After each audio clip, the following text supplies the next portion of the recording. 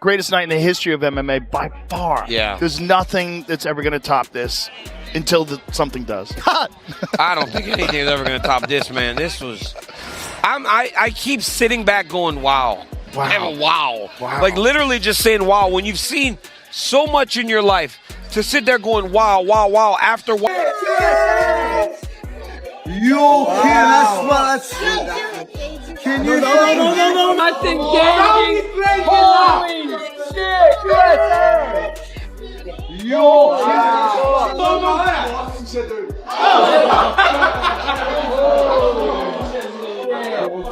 Quando eu falei, todo mundo falou que eu tava louco. Eu falei, ninguém quis acreditar, falaram que eu tava doido. Tá aí, ó. I can't believe that, man. Oh, it's really hard to put it into words right now. I mean, just trying to enjoy this moment. And yeah, it was such a crazy ride. We had a lot of delays. A couple of the like the rehearsal delayed, tonight delayed. But yeah, it just, you know, these are the, again, I wouldn't recommend this to my enemy. We are some of the toughest people on this earth. Mentally, physically, all these guys up here and all the guys that lost tonight. We, and me specifically, I've said it from day one, I'm a promoter's wet dream. And I proved that. Justin Gaethje just defeated Ilia Topuria by round 4 TKO to corner stoppage at UFC Freedom 250 on the White House lawn and is now the undisputed lightweight world champion at 37 years old. I can't believe I'm saying these things. I thought Strickland's upset against Chimaev was going to be enough this year for the MMA gods to start making logic true once again in this sport, but no. Justin Gaethje puts a whooping on Ilia Topuria. Fair enough, survives a nightmarish round 2, but I had Justin Gaethje winning this fight 3 rounds to 1. It wasn't even like Ilia Topuria was clearly ahead the whole fight and Justin Gaethje just broke him in round 4 and then Ilia Topuria quits on the stall. I had Gaethje up 3 rounds to 1. I thought he won the first round very clear. It was competitive. Ilia was landing big shots. What am I saying? What am I saying? The whole card was insane. But to finish like this, I can't wait to break down the rest of the card. But this fight, Ilia comes out. He's wandering into jab. Never. No, he wanted to quit. It's almost like he's trying to not to. And that'll do it. We won. We won. 20,000, bitch. No, it's 200,000, bitch. 200,000. 200,000 apiece, bitch. 200,000, bitch. 200,000 apiece. 200,000 a pop, bitch. 200,000 a pop, bitch. But that doesn't mean he's gonna get. Oh no!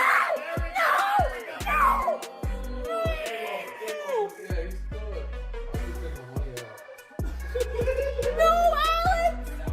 No! There's no way they're not stopping this. No! Are you kidding me?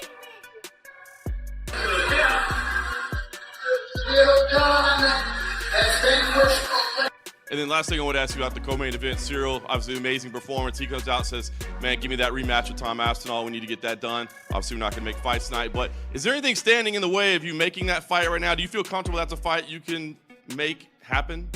I'm not even thinking about that right now. Yeah, Cyril gone. You know, listen, it's hard to move up 3 weight classes in MMA, and especially in the UFC.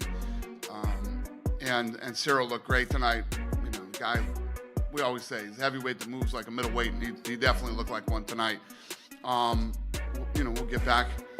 I'm gonna let my people have some time off, you know, this week, and then, you know, we'll get back at it and we'll figure out what's next.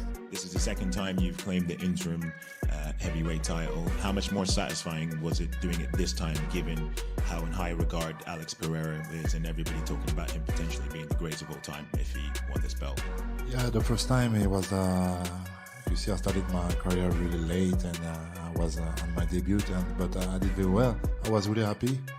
But when you feel the up and down in career, like the difficult to stay on the top, is always a pleasure to go back on it. And so yeah, it's better. And because also the White House, because Alex Pereira, and because of the finish, you see, so I'm really happy. Your overall thoughts on how the entire fight played out? I was counted out so bad. He's very good. My liver still hurts right now. The body shots were crazy. I mean, he was really, really fast. When he didn't get the finish at the end of the second round, I think it really took his spirit. He really backed himself into a corner, saying he's going to be so dominant. I said it. When we go to the second round, you're going to be like, what the When we go to the third round, you're going to be like, what the I proved that tonight. When they look back, I think my career is going to age like... What happened at UFC Freedom 250 on the White House lawn was far bigger than a few highlight reel finishes. This event carved out a place in MMA history. Every fight on the card ended before reaching the judges. 7 matchups. 7 stoppages. Not a single contest went the distance. That alone would have made the night memorable, but the story became even bigger because of how those finishes unfolded. Long before the main event took center stage, the action had already reached an incredible level. The co-main event featured a massive opportunity for Alex Pereira. Already a champion in 2 divisions, Pereira entered the cage with a chance to accomplish something no UFC fighter had ever done by winning championships in 3 separate weight classes. Standing in his way was Ciryl Gane. While Pereira carried momentum and star power into the fight, Gane possessed the natural advantages that make heavyweight competition unique. His size, reach, movement, and striking fundamentals immediately created problems. From the opening minutes, Gane controlled the range and dictated the pace. His jab repeatedly found its target, while his kicks prevented Pereira from establishing any rhythm. Everything looked smooth and calculated. Then, early in the second round, Gane raised the intensity. A sharp punch split through Pereira's defense and changed the entire fight. Recognizing that his opponent was hurt, Gane attacked aggressively and never allowed him to recover. A relentless barrage followed until the referee had no choice but to stop the contest.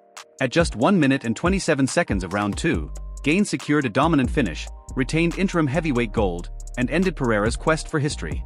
Once again, he proved why he remains among the most dangerous heavyweights in the world. With that performance behind him, attention now shifts toward a potential clash with Tom Aspinall whenever the undisputed champion is ready to return.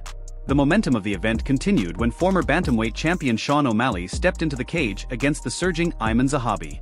Coming into the fight, Zahabi carried a 7-fight winning streak and looked poised to earn the biggest victory of his career. O'Malley, meanwhile, was searching for a statement performance after enduring a difficult period. What followed was exactly the type of moment he needed. Early in the contest, Zahabi appeared to be finding success. His leg kicks were landing consistently, and he seemed comfortable at range. But O'Malley made adjustments that completely changed the direction of the fight. He altered his stance, found new angles, and began creating opportunities. Suddenly, the momentum belonged to him. Then came the decisive moment. A perfectly placed straight right hand landed clean and sent Zahabi crashing to the canvas. Before the crowd could fully react, O'Malley was already celebrating and confidently walking away. The finish spoke for itself. The version of O'Malley that once ruled the division had returned. The stoppage came in the second round and immediately placed his name back into championship discussions. After suffering 2 setbacks against Merab Dvalishvili, he reminded everyone why he had reached the top of the division in the first place. One of the evening's biggest surprises arrived when undefeated heavyweight prospect Josh Hokut faced UFC knockout legend Derek Lewis. Hokut entered the matchup carrying significant momentum after a major victory over Curtis Blades. Lewis, known throughout the sport for his devastating power, was included on the historic card partly because of his popularity and reputation. Yet from the opening bell, the fight did not resemble the type of performance fans had come to expect from the Black Beast. Hokut followed a disciplined strategy from start to finish. His goal was simple: neutralize Lewis with wrestling, maintain control, and eliminate opportunities for explosive counters. He executed that plan brilliantly. Early in the first round, he secured a takedown and immediately took command of the fight. Heavy ground strikes landed repeatedly, and at one stage he even threatened with a submission attempt. Lewis survived the opening frame, but he appeared exhausted and damaged. The second round only widened the gap. While Lewis attempted to push forward, Hokit remained energetic and composed. Clean punches repeatedly connected, while Lewis struggled to find accuracy with his own attacks.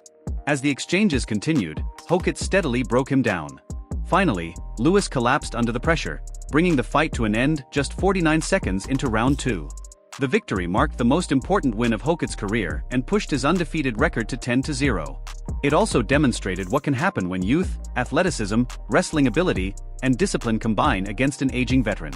The parade of finishes continued with lightweight contender Mauricio Ruffy taking on veteran action fighter Michael Chandler. From the moment the matchup was announced, fans expected fireworks, and the fight delivered almost immediately. Chandler's reputation has been built through years of exciting battles, but Ruffy entered the cage determined to prove he belongs among the division's rising stars. The contest barely had time to develop before everything changed. Less than 90 seconds into the opening round, Ruffy landed a devastating strike that instantly altered the outcome. Chandler hit the canvas, forcing the referee to intervene. Officially ending at 4:29 of the first round, the finish added another spectacular knockout to an already unforgettable night. It was another major statement from a fighter climbing rapidly through the lightweight rankings. The crowd erupted once again as yet another contender announced himself on one of the biggest stages imaginable. Bo Nickel also delivered the kind of performance fans have come to expect from one of MMA's most talked about prospects. Entering the cage against Kyle Daukaus, Nickel carried an undefeated record and a reputation built on elite wrestling and exceptional athleticism. Daukaus represented a legitimate challenge, but the fight quickly became a showcase of Nickel's strengths. From the beginning, he controlled the action exactly where he wanted it. He secured takedowns, dictated positioning, and prevented Daukaus from mounting any meaningful offense. The pressure never eased. Every moment of the fight seemed to favor Nickel as he steadily imposed his will. Eventually, the finish arrived, adding another dominant victory to his growing resume. Just 4 minutes and 34 seconds into the contest, Nickel secured yet another impressive result and further established himself as one of the middleweight division's most promising talents. Earlier in the evening, Diego Lopez also made a major impact by finishing Steve Garcia during the second round of their matchup. By the time the final fight concluded and the winners stood celebrating inside the cage, one thing had become obvious. UFC Freedom 250 had delivered something extraordinary. Elite fighters competing on a historic stage produced non-stop action from start to finish. Every fight offered a memorable moment. Every result added to the atmosphere. Yet when fans eventually look back on this event, they likely won't remember only the fact that all 7 fights ended by stoppage. They will remember that one of the most remarkable nights in MMA history unfolded on the grounds of the White House itself. But even that historic setting was ultimately overshadowed by the night's defining storyline. More than the venue, more than the knockouts, more than the atmosphere, the lasting image from UFC Freedom 250 was Justin Gaethje ending Ilia Topuria's reign of dominance. Years from now, that will be the result people continue discussing. Gaethje entered the fight carrying something many analysts often overlook when discussing technique and tactics. He brought an uncompromising willingness to fight through adversity. Not careful point scoring. Not risk-free strategy. He brought intensity, pressure, and absolute determination. After spending nearly 2 decades battling elite competition, surviving wars, and enduring punishment that would have ended many careers, Gaethje arrived with a mindset forged through hardship. He understood he was viewed as the underdog. He knew most predictions favored Topuria. He was aware that many fans considered the champion unbeatable. None of that affected him. His focus remained fixed on one goal: finding a way to defeat a fighter who seemed impossible to beat. From the opening moments, Gaethje refused to fight cautiously. He marched forward relentlessly and denied Topuria the ability to operate comfortably at range. Rather than avoiding danger, he willingly stepped into it. Whenever he absorbed a strike, he responded with aggression of his own. His combinations came in waves. His pressure closed distance quickly. His durability allowed him to continue advancing no matter what landed against him. Every attempt by Topuria to reset the fight was immediately disrupted. Every effort to create space was met with another attack. Gaethje never allowed the champion to settle into his preferred rhythm. The pace remained exhausting. The pressure remained constant. And with every passing minute, the challenge facing Topuria became increasingly difficult. To his credit, Topuria still displayed the qualities that helped him dominate the division. His timing remained excellent. His precision was evident whenever he found openings. Several moments showcased the intelligence and composure that had defined his championship run. Yet there are occasions in combat sports when technical advantages stop mattering as much as expected. Against an opponent willing to absorb punishment while continuing forward, the fight begins changing shape. A relentless fighter can force an entirely different type of battle. That is exactly what happened here. Topuria's strengths remained present, but Gaethje's willingness to embrace chaos slowly transformed the contest into something the champion could not fully control. The momentum shift became obvious during the second round. While Topuria experienced success early, maintaining that success became increasingly difficult as the fight continued. Gaethje's output increased. His pressure intensified. More punches connected. More damage accumulated. For perhaps the first time in years, Topuria appeared uncomfortable. The calm confidence that had carried him through previous challenges began showing signs of stress. Those subtle changes were significant because composure had always been one of his greatest strengths. Once cracks began appearing, Gaethje recognized them immediately. Sensing an opportunity, he accelerated his attack and refused to give the champion a moment to regroup. By the third round, the fight looked completely different from how it had started. Gaethje had discovered a path to victory and committed to it fully. He continued attacking with combinations, moved intelligently, and consistently forced Topuria into difficult exchanges. While the champion remained dangerous and continued fighting back, the momentum clearly belonged to Gaethje. Physical damage was becoming increasingly visible. Topuria's movement appeared slower. His options became more limited with each passing exchange. The fight was no longer unfolding according to his plan. The tide had turned, and Gaethje was taking full advantage. As the third round ended, concern began growing inside Topuria's corner. Medical staff evaluated his condition, while coaches discussed whether allowing him to continue was the correct decision. Topuria wanted to keep fighting.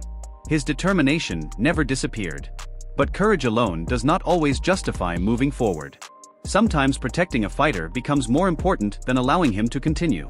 After reviewing the situation, the corner made the difficult choice to stop the fight. When the fourth round was scheduled to begin, Topuria remained seated. Gaethje was declared the winner, completing one of the biggest upsets the sport had seen in years. For Topuria, the defeat represented far more than losing a championship fight.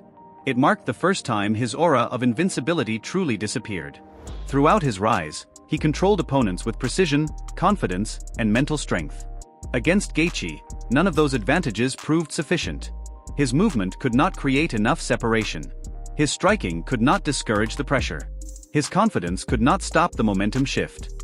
Even the psychological edge that had carried him through previous victories failed to overcome an opponent who had endured countless setbacks and learned how to thrive through adversity. Gaethje simply refused to be broken. Meanwhile, Justin Gaethje delivered a statement that resonated throughout the entire sport. At 37 years old, after years of brutal competition, he proved he remains among the elite. He is not simply extending his career. He is not surviving on past accomplishments. He is still capable of defeating the best fighters in the world. On one of the grandest stages imaginable, with millions watching, Gaethje produced a victory that many will view as the most shocking result of the year. It was a performance that reminded everyone never to underestimate a fighter with experience, toughness, and belief. The lightweight division now faces an entirely different future. Before this event, many viewed Topuria as the next dominant champion destined to rule for years. Gaethje was often described as a veteran nearing the final chapter of his career. That narrative has now changed completely. Gaethje sits atop the division, and new questions have emerged. Who can handle the pressure he brings? Which contender can survive his pace? Who possesses the tools necessary to overcome the version of Gaethje that appeared at UFC Freedom 250? Those questions now dominate conversations across the MMA world. Throughout the card, younger names such as Hokit, Nickel, Ruffy, and O'Malley all delivered breakthrough performances that elevated their careers. Their talent was undeniable. Their ambition was clear. They showed the future of the sport is already beginning to emerge. Yet despite all those impressive victories, the biggest moment belonged to a veteran who refused to step aside.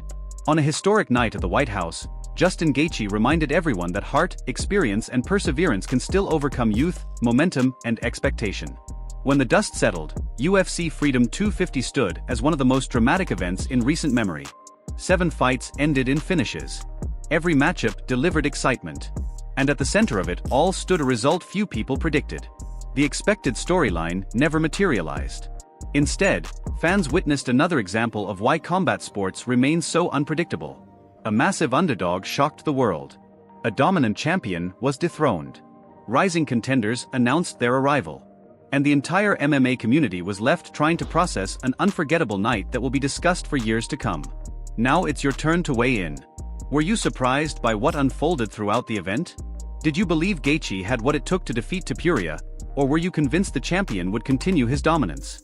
What were your thoughts on the rest of the card, including Gain's victory over Pereira, O'Malley's return to form, and Hokut's breakout heavyweight performance? Share your opinions in the comments and tell us which moments stood out most. And if you enjoy fight breakdowns, analysis, major upsets, and coverage of everything happening in combat sports, make sure to subscribe and stay connected. UFC Freedom 250 may be over, but the impact of this historic night is only beginning.